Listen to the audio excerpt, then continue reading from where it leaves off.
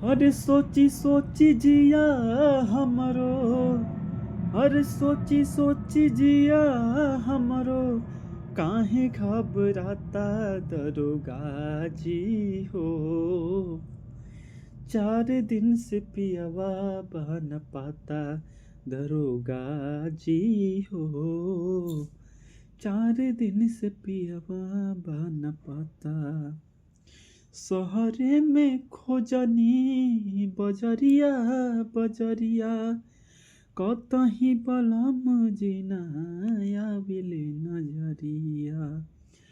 कतनो मंगावतानी, कतनो लगावतानी, लागत नइखे पाता दरोगा जी हो। 4 दिन से पियवा बन पाता दरोगा जी हो। 4 दिन से पियवा बन पाता। लिखी नारी पोटी रउआ सोची बिचारी, अपना बलम जी के कैसे सवारी।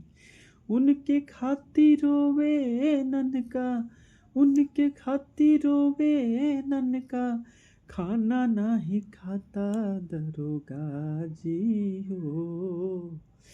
4 दिन से पियवा बन पाता दरोगा जी हो। 4 दिन से पियवा बन पाता। पियवा पे दर्दी कहाँ गईले भुलाई, बिरह के आग हम कैसे बिसारी। लागता कि सैया हमार, लागता कि सैया हमार, गईले कलकत्ता दरोगा जी हो। 4 दिन से पियवा बन पाता दरोगा जी हो। 4 दिन से पियवा बन पाता। तो दोस्तों, यदि वीडियो आपको अच्छा लगता है तो एक बार लाइक, सब्सक्राइब, फॉलो जरूर करिए। Thank you.